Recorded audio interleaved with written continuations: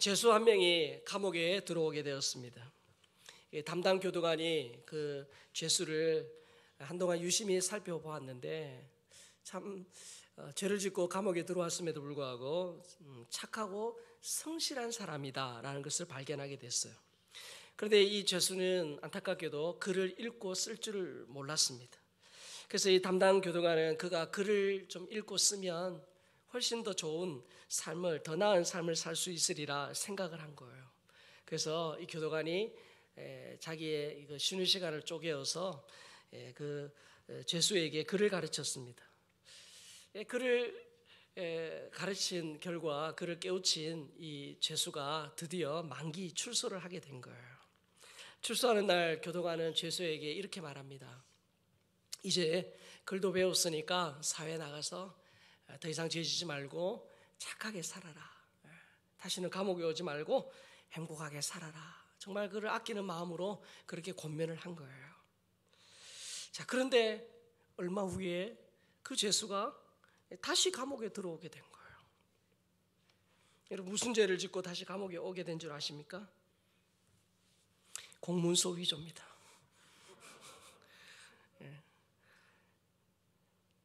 그를 가르쳐주면 더 나은 삶을 살리라. 이 교도관은 그 죄수가 글을 모르기 때문에 이런 어려운 삶을 살지 않았을까, 그런 마음에 그를 가르친 거예요. 그런데 죄수는 깨우친 글자를 이용해서 전혀 다른 죄를 지은 거예요. 글자를 깨우친 죄수는 글을 아는 지식은 있었지만 무엇이 인간다운 삶인지, 어떻게 살아야 진짜 사람답게 사는지에 대한 지혜는 없었다는 거예요. 여러분, 우리가 계속 야고보서를 살피는데 야고보서의 핵심 주제가 뭡니까? 믿음. 그 믿음은 반드시 그 믿음을 증명할 만한 행함이 있어야 된다. 그런 말, 그것이 핵심이죠. 마찬가지로 지혜와 총명, 지혜롭냐 총명하냐, 그것도 구체적인 삶에서 드러나야 한다는 거예요. 자, 본문 13절 말씀 다시 보겠습니다. 너희 중에 지혜와 총명이 있는 자가 누구냐? 그는 선행으로 말미암아 지혜의 온유함으로 그 행함을 보일지니라. 자, 여러분, 이 말이 무슨 말이냐면 이 말이 이런 뜻이에요. 너희가 지혜가 있다고 그렇게 주장한다면 행함을 통하여 너의 그 지혜와 총명을 입증하라, 그런 뜻입니다. 자, 야고보가 여기서 지혜를 무엇과 연결하고 있죠? 선행과 연결하고 있는 거예요. 착함과 연결하고 있는 거예요. 그래서 여러분, 지혜는 반드시 선함과 같이 가야 돼요. 지혜는 착한 것과 떨어지면 안 돼요. 자, 예수님이 마태복음 10장 16절에서 이렇게 말씀하시죠. 같이 봅니다. 보라, 내가 너희를 보냄이 양을 이리 가운데로 보냄과 같도다. 그러므로 너희는 뱀같이 지혜롭고 비둘기같이 순결하라. 자, 저 말씀 띄어나 보세요. 뱀같이 지혜롭고 비둘기같이 순결하라. 자, 지혜와 순결을 같이 말씀하세요. 자, 여러분, 굉장히 지혜로운데 선하지 않은 사람이 많은 곳이 어디입니까? 어디예요? 굉장히 지혜로워요. 머리는 좋은데 선함이 없는 사람이 많은 곳이 어디입니까? 예? 예? 교도소죠. 맞아요. 감옥이에요. 교도소예요. 교도소. 지혜로워요. 굉장히 머리 좋아요. 여러분, 사기치는 그거 웬만해서 못합니다. 그거. 예. 여러분, 남의 주머니에 있는 돈을 빼내려면 얼마나 머리가 좋아야 되겠어요. 여러분, 감옥에는 머리는 좋은데 그 좋은 머리를 악한 데 쓴 사람들이 많습니다. 맞죠? 여러분, 한때 뭐 그런 말 많았잖아요. 법꾸라지, 미꾸라지, 법꾸라지. 머리 너무 좋아가지고 법을 너무 잘 알아요. 너무 잘 아니까 법을 이리저리 그 법망을 피해가는 사람. 머리가 좋으니까 그런 거예요. 자, 반대로 굉장히 착합니다. 그런데 지혜가 없어요. 어떻게 돼요? 굉장히 착해요. 그런데 지혜가 없어요. 그럼 어떻게 되죠? 항상 세상에 당해요. 악한 사람한테 당하기 쉬워요. 그래서 여러분, 지혜로우면서도 착하고 지혜로우면서도 정직해야 돼요. 그래서 예수님이 그렇게 말씀하신 거예요. 뱀같이 지혜롭고 비둘기같이 순결하라, 그렇게 말씀하시는 거예요. 여러분, 우리 자녀들, 우리 다음 세대들 그렇게 키워야 돼요. 굉장히 지혜로우면서도 그 지혜로움을 착한 데, 선한 데 쓸 수 있게 만들어야 돼요. 지혜롭게만 하면 안 돼요. 그러면 지혜롭기만 한데 다른 사람은 공감할지도 모르고 다른 사람의 그 어려움을 돌아볼 줄 모르면 이 사람 반드시 좋은 머리 때문에 망합니다. 반대로 굉장히 착해요. 어릴 때부터 말씀으로 키워가지고 굉장히 착한데 지혜가 없으면 악한 세상에 나가면 세상이 너무 악하기 때문에 그 악한 세상에 치인다고요. 그 사람들한테 쏙가요. 그래서 우리 자녀들 이 두 가지를 항상 겸비해야 돼요. 정말 지혜로우면서도 착하도록. 그래서 정말 머리 좋아서 그 공부한 그걸 가지고 공부해서 남 주도록. 그래서 자기가 진짜 노력하고 열심히 일해서 1000명을 먹이 살리고 10,000명을 먹이 살릴 수 있는 사람으로 키워가야 돼요. 여러분, 우리 다음 세대 그렇게 되도록 기도해 주세요. 진짜 그렇게 돼야 돼요. 그래서 굉장히 머리 좋아가지고 어디 가든 마이크를 딱 잡고 마이크 잡을 수 있는 사람, 그러면서도 어떻게 해요? 그걸 가지고 어려운 사람, 우리 예수님이 하신 것처럼 어려운 사람, 힘든 사람들을 편에서 그들을 변호하고 도와줄 수 있는 사람, 지혜로우면서도 착한 사람, 이렇게 키워야 돼요. 이렇게 돼야 돼요. 자, 그러기 위해서 뭐가 필요하다? 위로부터 난 지혜가 필요하다, 그렇게 말합니다. 자, 야고보는 위로부터 난 지혜가 필요하다고 말하기 전에 그 위로부터 난 지혜와 반대되는, 여러분 어떤 공부할 때, 어떤 걸 공부할 때 오히려 그것이 아닌 것을 공부를 하면 반대에 있는 이것이 더 명확하게 드러나거든요. 자, 그래서 위로부터 난 지혜를 말하기 전에 14절에 보니까 그 반대되는 걸 말해요. 자, 땅의 지혜를 먼저 언급합니다. 14절 봅니다. 그러나 너희 마음속에 독한 시기와 다툼이 있으면 자랑하지 말라. 진리를 거슬러 거짓말하지 말라. 자, 지혜롭고 총명하다고 말하지만 그 마음에 독한 시기와 다툼이 있는 건 땅의 지혜라는 거예요. 자, 자기 자랑으로 충만합니다. 그리고 진리를 거슬리는 거짓, 이것은 뭐예요? 땅의 지혜라는 거예요. 위로부터 난 하늘의 지혜와 대비되는 땅의 지혜는 시기, 다툼, 헛된 자랑, 거짓말, 이게 땅의 지혜라는 거예요. 여러분, 이 땅의 지혜, 시기, 다툼, 헛된 자랑, 거짓말, 이 땅의 지혜의 공통점이 뭐냐? 자, 15절입니다. 이러한 지혜는 위로부터 내려온 것이 아니요 땅 위의 것이요 정욕의 것이요 귀신의 것이니. 자, 보세요. 이 땅의 지혜는 그야말로 땅의 것입니다. 그리고 정욕의 것이고요 귀신의 것이에요. 자, 다시 말하면 땅의 지혜는 땅의 것, 즉 세상적이라는 거예요. 세상적이라는 거예요. 거기다가 땅의 지혜는 정욕의 것이다. 자, 정욕의 것 뭐예요? 다시 말해서 육신적이라는 거예요. 그리고 땅의 지혜는 누구에게서 왔어요? 귀신의 것이라는 거예요. 귀신의 것이라는 거예요. 자, 이 말과 딱 일맥상통하는 말씀이 요한일서 2장 16절입니다. 같이 읽습니다. 이는 세상에 있는 모든 것이 육신의 정욕과 안목의 정욕과 이생의 자랑이니 다 아버지께로부터 온 것이 아니요 세상으로부터 온 것이라. 자, 띄어나 보세요. 자, 이는 세상에 있는 모든 것이 육신의 정욕과 안목의 정욕과 이생의 자랑이니 다 아버지께로부터 온 것이 아니요 세상으로부터 왔다, 그렇게 말합니다. 그야말로 땅의 지혜는 유한하고 변질되기 쉽고 유약하고 죄 많은 그런 피조물의 마음에서 나온 지혜라는 거예요. 자, 여러분, 이게 뭐하고 연결되냐면 에덴 동산에서 마귀가 아담과 하와를 넘어뜨릴 때 썼던 수법하고 연결이 돼요. 자, 선악을 알게 하는 열매, 뭐라고 말하냐? 먹음직하고 보암직하고 지혜롭게 할 만큼 탐스럽다, 그런 표현이 있습니다. 자, 그럼 무슨 말이에요? 그게 육신의 정욕, 안목의 정욕, 이생의 자랑하고 연결이 돼요. 자, 보세요. 자, 예수님 시험할 때 동원이 됐습니다. 자, 먹음직함의 시험은 뭡니까? 먹음직, 선악과 먹을 때 먹음직, 보암직, 지혜롭게 할 만큼 탐스럽다 했죠. 요게 이 마귀가 아담과 하와를 요걸로 넘어뜨렸잖아요. 재미를 봤어요. 그래서 예수님한테도 동일한 시험을 합니다. 뭡니까? 먹음직의 시험이 뭐예요? 돌이 떡이 되게 하라는 거예요. 돌이 떡이 되게 하라.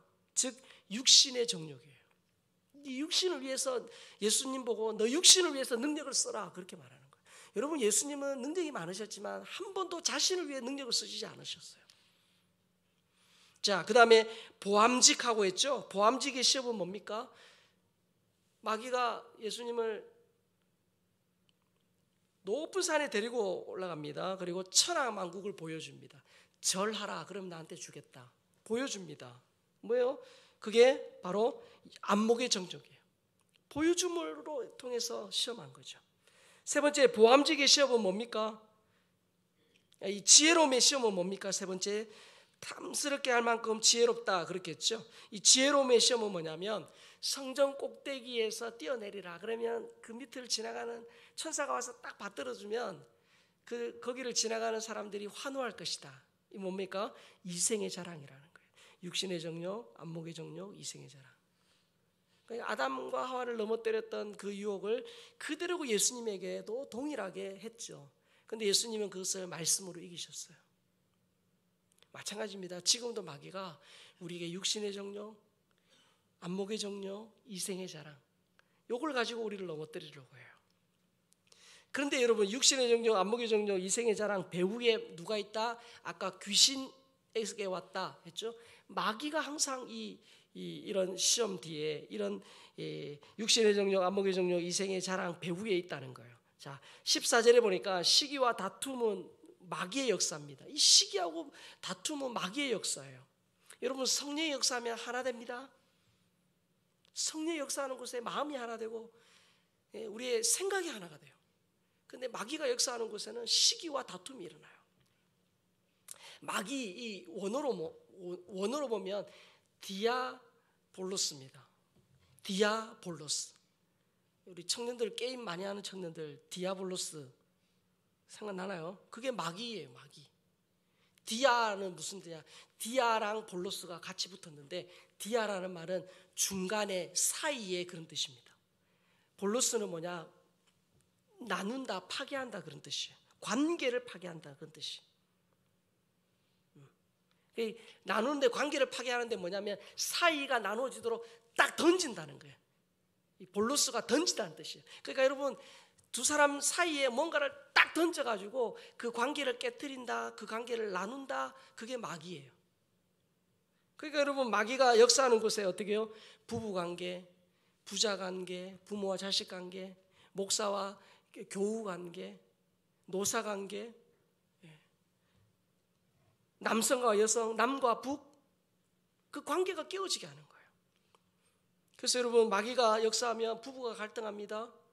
부모 자식 간에 등을 져요. 그리고 목사와 교우 간에 자꾸 이간질해요. 뿐만 아니에요. 남과 북이 반목합니다. 영원함이 갈등해요.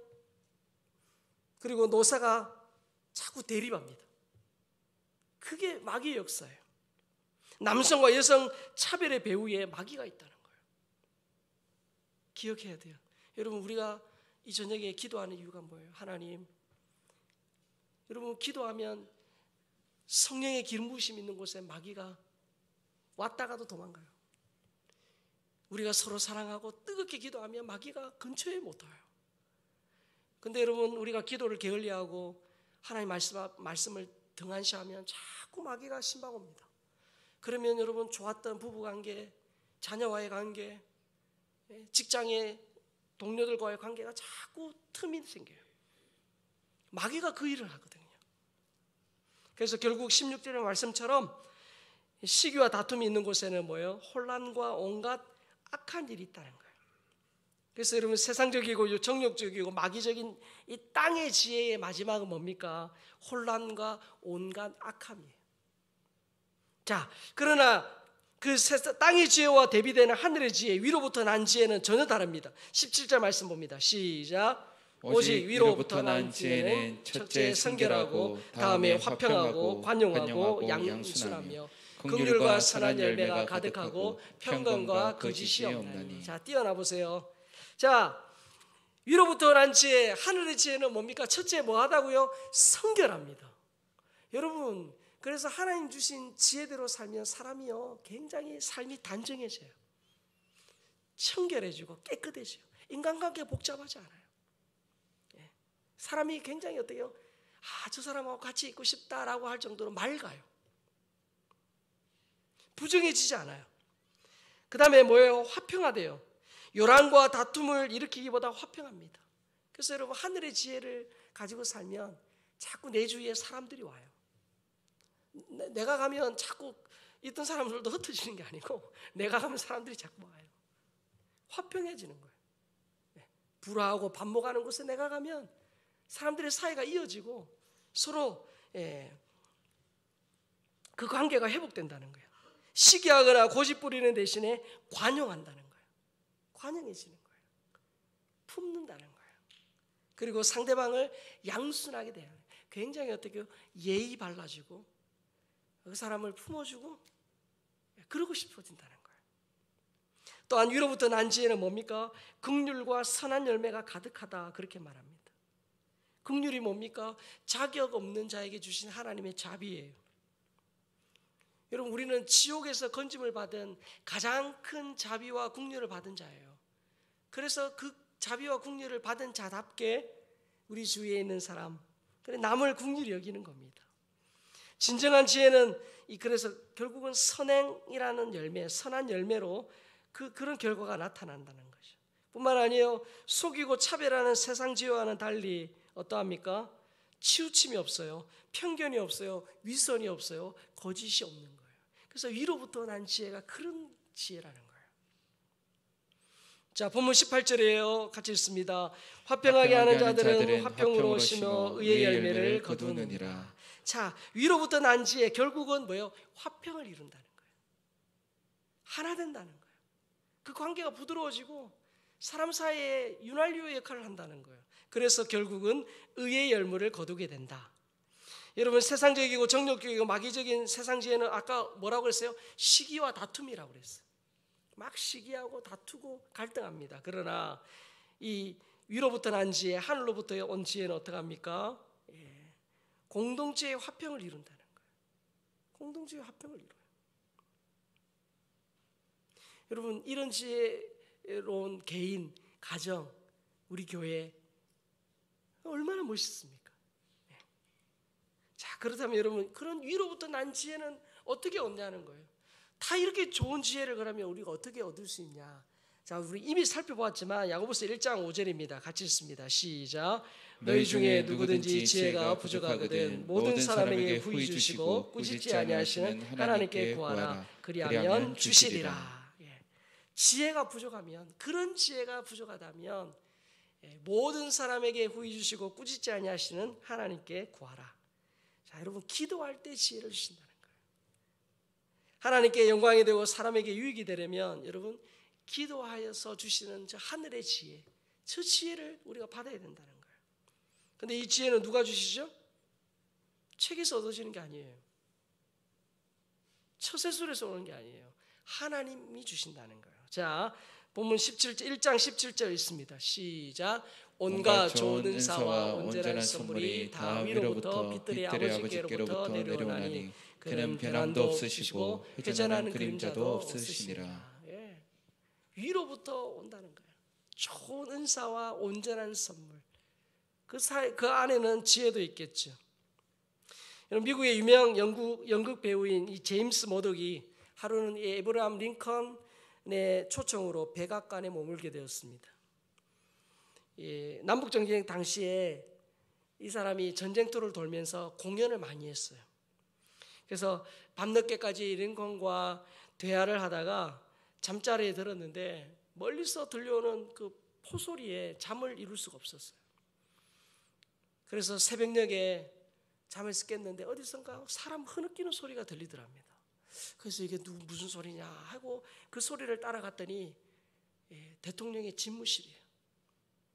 링컨이 그 하나님 앞에 겸손히 무릎 꿇고 눈물로 기도하고 있는 거예요.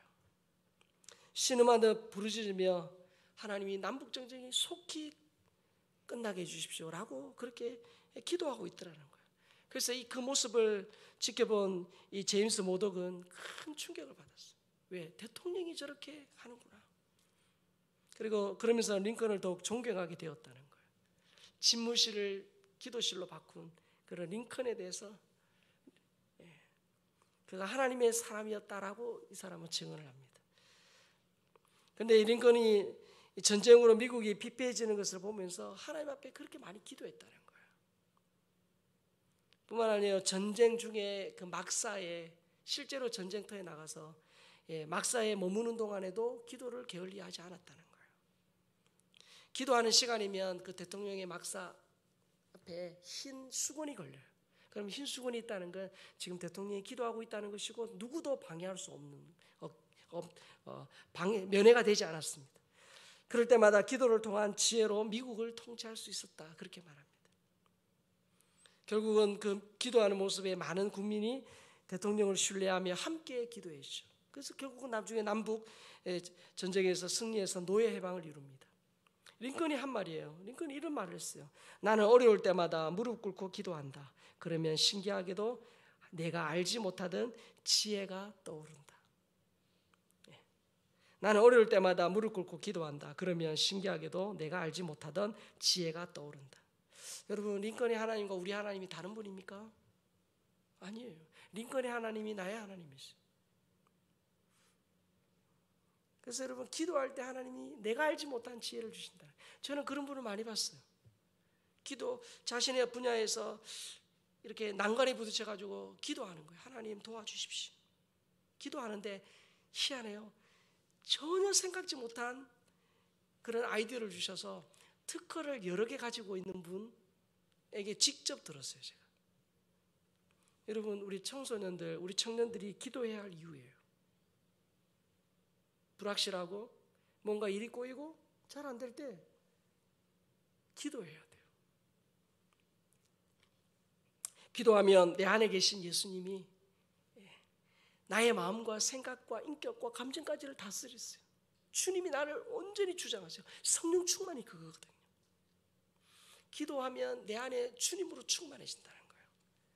기도할 때 예수님으로 충만해져요.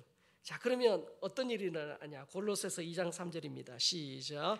그 안에는 지혜와 지식의 모든 보화가 감추어져 있느니라. 누구 안에? 누구 안에?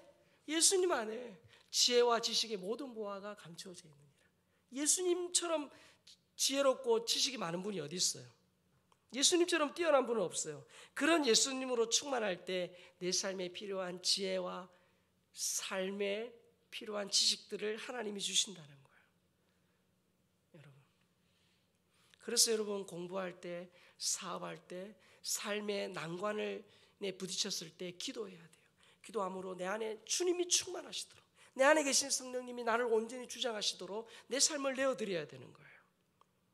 기도하면 위로부터 난 지혜가 공급되는 거예요. 그래서 제가 우리 학생들, 우리 청년들 기도해야 된다 하는 이유가 거기 있어요. 여러분, 이 세상은 불확실합니다. 하루 저녁에도 어제 진리였던 것이 하룻밤 자고 나니까 진리가 아니에요. 얼마나 이 불안전하고 세상이 빨리 변하는지 몰라요. 이럴 때일수록 어때요? 확실히 변하지 않는, 영원히 불변하시는 말씀 붙들고 기도하고 하나님 붙들어야 돼요. 그래서 우리 다음 세대, 우리 청년들, 우리 다음 세대 자녀들, 청년들을 말씀의 사람, 기도의 사람으로 만들어야 그들이 이 험한 세상에서 흔들리지 않고 승리할 수 있는 거예요. 믿음이 있어야 된다는 거예요. 그래서 우리 학생들과 청년들, 우리 모든 성도가 이 시대에 다니엘처럼, 요셉처럼, 에스더처럼 정말 그렇게 하나님 앞에 평생 쓰임받기를 기도하고 있는 거예요. 정말 하나님께 영광을 돌리고 사람을 살리고 사람을 복되게 하는 그런 행함이 있고 지혜가 있는 우리 모든 산정인 가족들, 특히 우리 다음 세대 우리 청년들 될 수 있기를 주님의 이름으로 축복합니다. 아멘. 이 시간 우리